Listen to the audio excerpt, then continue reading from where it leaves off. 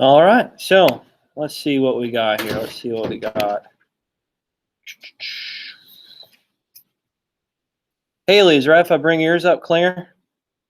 Can I bring up your political cartoon? Is that okay? All right, cool. All right, so Haley's was pretty good. Oh, wrong one. Wait, where am I at? There we go. Okay, so political cartoon from Friday. Just want to go over one or two of these here just because I thought they were pretty good. If I can find it. There it is. All right, so the Neutrality Acts. So the U.S., like we know, is staying isolated, trying to the best they can. And I think I went over this one on Friday. I'm not sure, but this is a great political cartoon labeling the Neutrality Acts, okay, and how this was trying to keep the U.S. out of the war. And as we can see in the background, there's like a woodpecker here, and it has a Nazi symbol logo on it. Haley did a good job expressing that in her description of the political cartoon, and how this Axis power, right, Germany, is going around and taking out all these other trees, and these are these countries out in Europe. And these democracies and these places that, kind of these countries that were just created during World War II, well, right before World War II, and how Germany is really just taking over all of Europe. As you can see here, England, what she expresses here is a tree that's still standing, but it's about ready to tip. It's about ready to be cut down.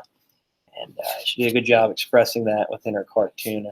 As we can see here, this tree is not touched yet. And we know that as probably Uncle Sam, United States, staying out of this conflict, and we're not too worried about it. So it says, "Ho Hun, when he's finished pecking down the last tree, he will quite likely be tired." Okay, so expressing that we're all the way across the Atlantic Ocean.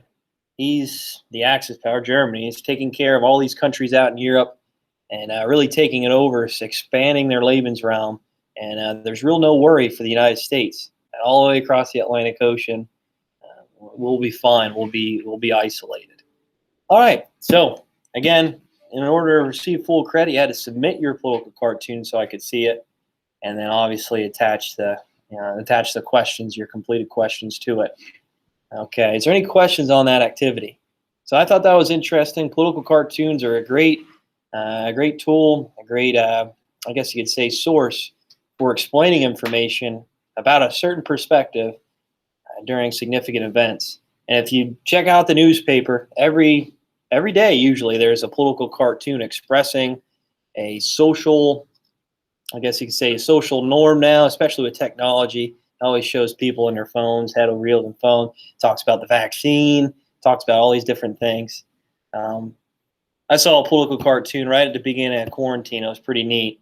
It was Batman. So Batman was standing there, and you know how with Batman's mask, he has nothing on his mouth. Like, it's everything but his mouth, really. And some lady walks up with a mask on. She goes, "Hey, you're wearing your mask wrong. You're supposed to be covering your mouth so you're not, breathing or sneezing anywhere during this quarantine." And I thought that was funny. She's like, "Hey, be a hero. Be someone that will save other people if you just wear a mask." And Batman's like, "What the heck?" I thought that was interesting. All right. So good job on that, everybody. Haley, good work. Okay. Now I want to go over the Pacific map with you. Okay, Pacific map. All right, so we are getting into the Pacific Theater here, the Pacific Theater. And by 1941, 1942, a lot of these areas out in the Pacific and parts of Asia, Southeast Asia, are controlled by Japan. So Japan's becoming an imperial powerhouse out in this part of Asia, in this part of the world. Okay, we all know that Germany's really taken hold, okay, in Europe, and that how far they expanded. But what about Japan? Okay, what about Japan? And there's some information I want to go over today on how Japan was becoming such a threat out in the Pacific and out in this part of Asia, and really how they saw the United States as an enemy, as an opposition. We'll get that more today. All right, so we're going to roll through this real quick. Okay, so we'll start over. Autumn, we'll start over with you here. What do we have for number one? Who is it, Autumn? Number one. Yeah, USSR. Good job. USSR. Okay, good. So that would be one. So number one, USSR. That was a nice one. Ethan, what do you got for number two? Japan. What number would it be? Number 6. Good work. This island nation here, Japan. Okay, we know that they had to expand. They're an island. They're isolated. They need to expand for more resources and territories and raw materials. All right, 3. Midway. No, not the old grocery store in Higgins and Valley View. That was a grocery store out there. It's number 3, Midway. What do we got here, Haley Klinger? 11. Good job. Way out in the middle of the Pacific Ocean. They call it Midway Islands because it's midway between the United States and Japan. Easy way to remember that one. Okay, right smack dab in the middle. 4. China. What do you have, Angel? Alicia? Or not Alicia, yeah. Yeah, what do you got, Angel? 10. For China. 4 China. What do you say, 10? Nope. What do we have for China? Lent? 5. Good work. 5. So if you have it wrong, just change it there. So China is 5. Good. All right, 5. Australia. There you go, Angel. Angel, you got this one here. You just said it. 10. There you go. Good job. So 5 is 10. Australia. The land down under. Good eye, mate. Right? No? Kangaroos? Yeah. Last year they had a lot of events there with the wildfires. It was terrible, terrible time for them. All right. 6, Korea. This was a peninsula at this time. What do we have here for 6, Korea? Haley Ryder. 4. Good work. Good work. So this is this part here, this peninsula that juts out right next to Japan. Okay, good work. 7, Mongolia. Mongolia. What do we have here? Jakari? What do you have for Mongolia? I guess I can pull down the map here to help you out. What's that? I want to say 7. 7. Nope. 2. You got it. Good job. Mongolia is 2. All right. Good. All right. 8, Manchuria. Manchuria. What do we have here for this, Alyssa? 3. Good work. Manchuria. So Japan took over Manchuria. All right. Pretty quick during the Sino-Japanese War and through that Russo-Japanese War. So in the early 1900s, Japan was up in this area taking over a lot of land, and then it just expanded down into Southeast Asia, into parts of China. All right. 9, Thailand. What do we have for Thailand? What do we got here? Serbia? 7, good work. Good work, Thailand. Okay. 10, French Indochina. This is modern day Vietnam. What do we have? Rumberger? 8. Good work. Good work.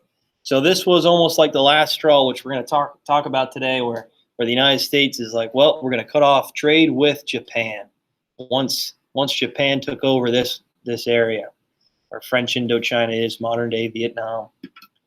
All right, 11, Philippines. What do you have, Autumn?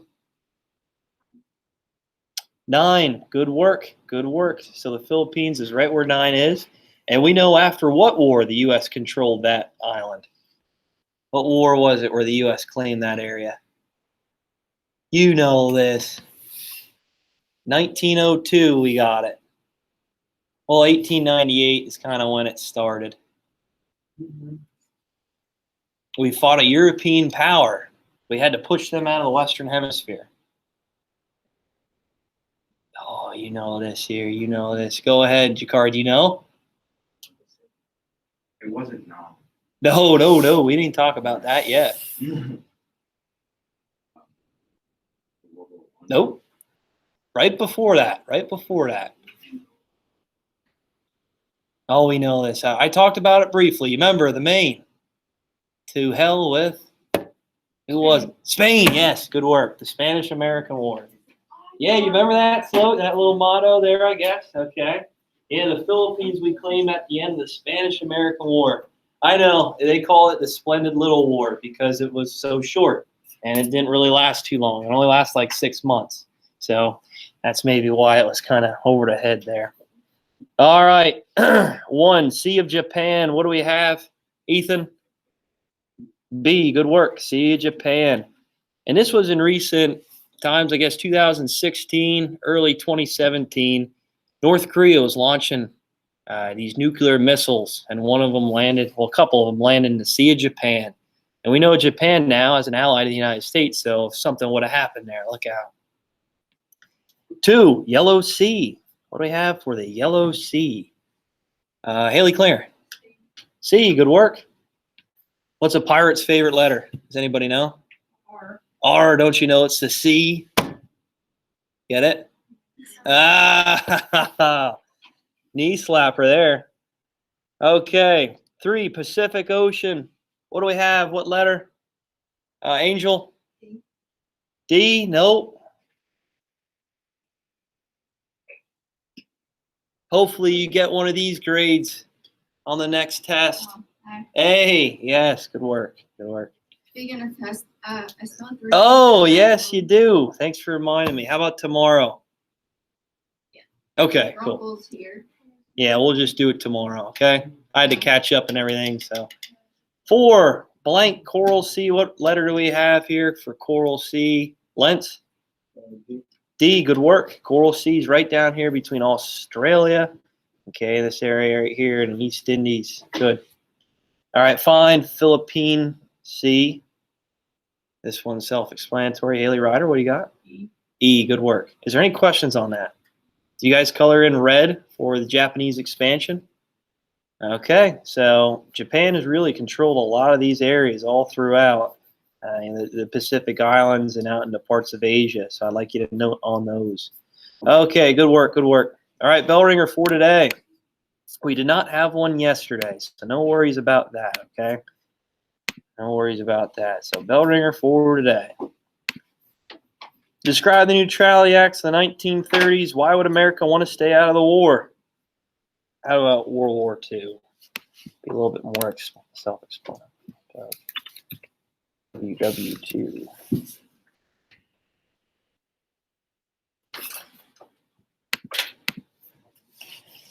Good job on that, guys. Went through that pretty smoothly.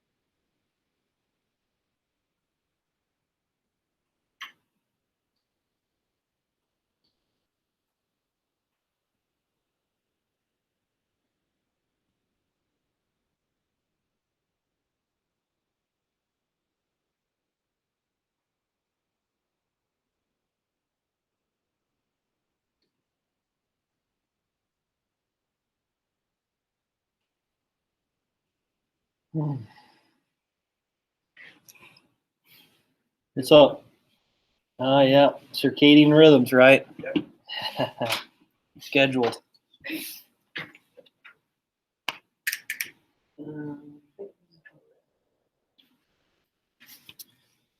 Okay. So, what's up? It says I have no internet, but I just went to settings in it. But It's not showing it, yeah, I just wanted to so it's not working. Try to refresh it, I guess. that's what I did. I was making a new. Oh no! Don't say that. We need to get out right now. So around my house this morning. Was it really? Oh, I left pretty early, so I must have beat it. I had to take my dog out. Yeah. So it's not working yet. Maybe I have to restart the iPad. Is everybody else's Wi-Fi working? Yes. It's complicated. Is yours working? Kinda? It goes in and out. Really? Like, Ethan, is yours working? It Huh. says you have it, but then it doesn't work sometimes. Really? It does that every day at random places. Wow. Just the head here never has it during when I had Lily's ever. We couldn't do it. Yeah. We couldn't figure out why. It was kind of hilarious because he's like, it was on your iPad. All right, so let's go over this. Describe Neutrality Acts of the 1930s. Why would America want to stay out of World War II? So Congress established these Neutrality Acts, and they wanted to create an isolated United States. They want to make sure that the U.S. stayed out of these worldly affairs, these conflicts overseas. Why would they want to do that? Why would they want to do that? What do we think here? Autumn, why would the United States try to create these Neutrality Acts? Yeah, it sounds like we did this before, right? Okay, it was very similar to what the U.S. did in World War One. Okay, right before the U.S. got involved with World War One, we were trading to both sides, the Central Powers, the Allied Powers. And many countries throughout the world was like, who do we trust? How do we trust the United States? They're trading to both sides. They're seeing this almost as a way of making a lot of profit. Okay, and it looks like they're for the war. But they're saying they want to try to have peaceful negotiations worldwide. It makes no sense. So to try to avoid this, again, the U.S. decided, well, we're going to make sure that we have a Neutrality Act where we don't trade to belligerent countries throughout this time of war. Okay. So in other words, we didn't want to make the same mistake. We didn't want to get dragged in this world conflict. We didn't want to anger countries all throughout the world and create rivals. So these Neutrality Acts were established. Okay. All right. So any questions with that? You good? Okay. So vocab for today, real quick. Just 3 terms. We got Hideki Tojo. That's a interesting name here. Pearl Harbor. Emperor Hirohito. There we go.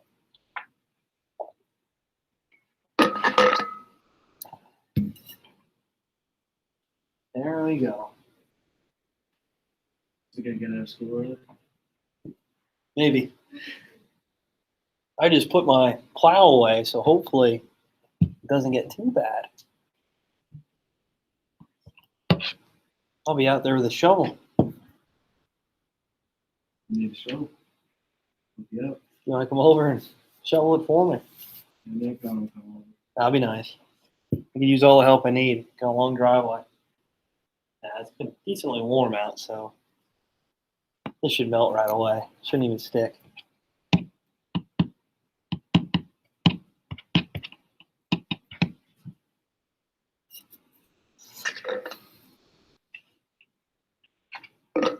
Imperial War Assistance Association. What's up? Imperial War Assistance Association. For Emperor Hirohito.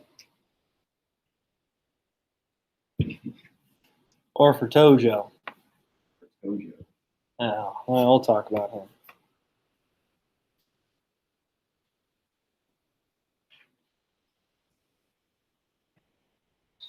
And I'm pretty sure it's supposed to be Hideki. Hideki. Hideki? Yeah. Oh, yeah, I do. Hideki. Right? Thank you, Jakar. Wait, I just put it in. Oh, there you go. Freeze it. Hideki Tojo. All right, so what do we got here just for time's sake? Hideki Tojo. Who is he? Who is he? Rumberger. Andrew, who is he? He was a Japanese politician and general of the Imperial Japanese Army who served as Prime Minister of Japan, President of the Imperial Rules Assistance Association for World War II. Yeah, good job. Good job. So Japan knew the only way that they're going to survive and become a strong power in the world is if they expand, if they use their military to imperialize these areas all throughout Asia. And we know Asia is pretty much like a blank slate, especially after World War One, right? Okay, after World War One, many of these European countries, what do you think they did to their assets, their land, their territories out here in Asia? Do you think they had a firm grasp of it anymore? No, they had to let go a little bit. Why? Because a lot of their manpower was taken out during the First World War. So they had to rebuild in their own country. So that meant this was all land that was for the taking. Japan saw this as a way, you know what? This is perfect time. Okay, we can expand. We can look to grab more land and territory resources. Great work. So Hideki Tojo was the prime minister of Japan. He was this militaristic general, okay? Right. And he was looking to he was really the person in charge when it came to a lot of these war crimes and atrocities that we're going to talk about at the end of World War II. There's many different examples of what, these terrible things that occurred, in China, in parts of modern day Vietnam, the Philippines, Indonesia, Manchuria, Mongolia, Korean Peninsula, that Japan did. I will discuss those a little bit more in the next couple of days here. It's pretty crazy. But when it came down to it, this man was in charge of Japan's imperialistic expansion. All right, Pearl Harbor. What do we have here? I mentioned this today. Pearl Harbor. What do you have here? Haley Klinger, what do you got for Pearl Harbor?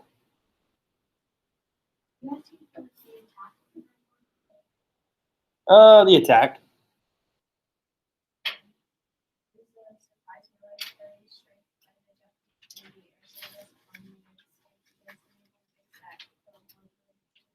Yeah, do you know the date? Good job. This is the date that lives in infamy. So you got to make sure you remember that date. This is a very, very important date that all Americans should remember. It's really like September 11th. Okay, December 7th, 1941. Okay, this was really, I guess you could say, the second attack on American home soil. I guess you could say the War of 1812 would be the first one, but Pearl Harbor, we really thought we were untouchable, right, out here in the Western Hemisphere. We're separated by the Atlantic Ocean, by the Pacific Ocean. No one would attack us. I know what you're saying. Yeah, it happened out here in Hawaii, this island. It's really not populated a lot. It was more just used as a military base and for resources, but still an attack on American soil. And this was the deciding factor for the U.S. to get involved. We all know the war, World War II, started in what year? What year did World War II start? When did Hitler invade Poland? 39. Good work. So here, 2 years later, the United States finally gets involved in 1941. Good. So Pearl Harbor, Japanese attack on some naval ships there in Pearl Harbor. We'll talk a little bit more about that today. Emperor Hirohito, what do we have? What do we got for Hirohito? Chase Lentz, what do you have for Hirohito? Decided of the invasion of China and bombing Pearl Harbor, and eventually Japanese surrender to the Allies at the end of World War II. All right, so he's the Emperor of Japan during World War II. He was continuing this expansion, this imperialism that Japan had. When it came down to it, it was more Hideki Tojo to blame for the atrocities, but Hirohito was technically the man involved, in charge. He actually lived till like 1984. Okay, he lived a pretty long life actually. 89? Yeah. So he was still around for a long, long time after World War II. And they kept him in charge, kept him as emperor with restrictions because of they want to try to keep the people of Japan united. Right? They didn't want to just push out all leadership and start a new like democracy. They kind of kept him involved some shape or form in Japan. I guess which is pretty good for the people to make sure that they have some sort of common ground and make sure that they still visualize and picture someone as their leader. Okay, so when it comes down to it, I guess you could place some blame on Hirohito, but mostly the atrocities and everything we're going to talk about was Hideki Tojo. All right. So we know the United States is kind of behind the 8 ball here. They're not prepared for this war. Okay, we didn't think we were getting involved. And all of a sudden, Pearl Harbor happened, which we're going to discuss more today. All right, so we left off in Europe with Germany attacking Great Britain. Operation Sea Lion, did it happen? Did this invasion of the island of Great Britain work? Did it fall through? No, it didn't. Okay. Adolf Hitler has decided, you know what, maybe it would be detrimental. We would lose a lot of resources and troops if we decide to invade the island of Great Britain. So he decided to do the Blitz, right? The Luftwaffe attacking many of these cities and larger areas all throughout Great Britain, with the Air Force and constant bombardment. Did Great Britain surrender? No, they did not. They never surrendered. Good. So there's still one Allied power left in Europe. But did Germany view them as a threat? Do they view them as a threat? No, they're stuck. They're isolated on this island. Okay, Germany was going to make sure that they can never get back into mainland Europe. All right, so they're stuck on that island. Good. And I think we talked about it then. Where did Germany look to attack next? Where'd they go next? So Western Europe taken care of, all good. Great Britain's on that island. They didn't surrender, but they're stuck there. Okay, so they're not a threat to Germany. Where did Germany go next? Where did they aim all their attention towards? Yeah, the Soviet Union. Soviet Union. They look east. Okay, they're going to attack the Soviet Union called Operation Barbarossa. All right, we'll talk about that more in the next couple days here. All right. So with that being said, Germany decided in 1941 they're going to try to take over the Soviet Union because that's the real enemy, right? Who's to blame for the Treaty of Versailles? Jews, communists. Oh, communists, Soviet Union. There's a lot of Jewish culture in the Soviet Union as well. So they're the huge target. They're the main target. Go after the Soviet Union. Also, Germany, because they had all these naval bases up here in Denmark, along the northern part of France, up into Norway, they control the North Sea. Right? They really restricted Great Britain's superiority that they established for so long in the North Sea, out in the Atlantic. So there's U-boats constantly patrolling the waters, trying to prevent any type of trade supplies coming in to Great Britain. Best way to try to eliminate an enemy is to do what? Cut off their supplies, cut off the resources coming in. So that's what Germany was doing. They're circling around Great Britain, cutting off any type of supplies, and especially out here in the Atlantic. Okay. There's even reports, people seeing U-boats, these German submarines in the New York harbor. Wow. Right outside of New York City. Okay, all along the East Coast in the U.S. Many people had reports that they saw German U-boats. How scary is that? How scary is that? Okay.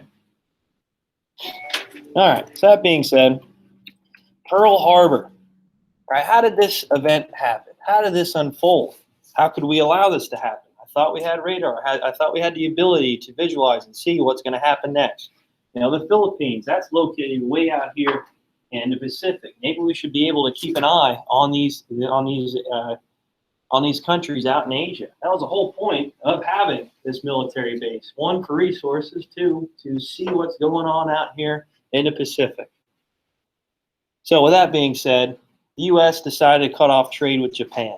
early 1900s. We know Japan has a rising military power in the 1900s, okay? Ever since we opened up trade with them, when? The 1860s. Who was that guy to do it? You guys remember? You guys remember that guy's name who opened up trade with Japan in the 1860s? He's on Friends. Chandler. What's his name? Commodore. No one remembers. Matthew Perry. Matthew Perry, right? So Matthew Perry opens up trade with Japan. Okay, and ever since then, Japan was becoming an industrial military power. They know they're an island. They need to stretch out and expand. All right, as they're expanding, because one of the Neutrality Acts states we can't allow trade with belligerent countries, right? So as Japan's expanding down, once they took over modern-day Vietnam, that's when the U.S. decided we got to cut off trade with them. And Japan was dependent on the United States for oil, okay, fuel. So if you cut off oil, which was 90% of Japan's fuel was coming from the U.S., that's going to anger them. That's going to push them to be a little, obviously, to create tensions with the U.S. So they're looking to attack. So with Pearl Harbor, we know it's located in Hawaii, U.S. Navy's main Pacific base. Ever since the end of World War I, we really weren't building up our Navy. We weren't expanding it that much. So December 7th, 1941, make sure you remember that day.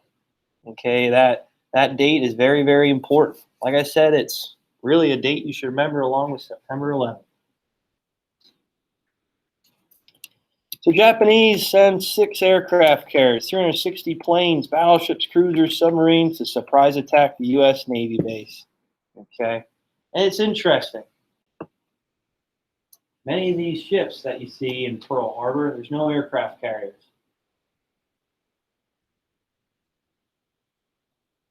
Why isn't there aircraft carriers? Don't you think that's a little weird? Yeah, they're just all battleships. They're all what we call dreadnoughts, right? But mostly battleships, destroyers. And that's why some people say this is a conspiracy. Maybe the U.S. wanted Japan to attack. Maybe this was the way to get the U.S. involved in this war. It's against military code not to have battleships with aircraft carriers, but there's no aircraft carriers at Pearl Harbor. They send the aircraft carriers out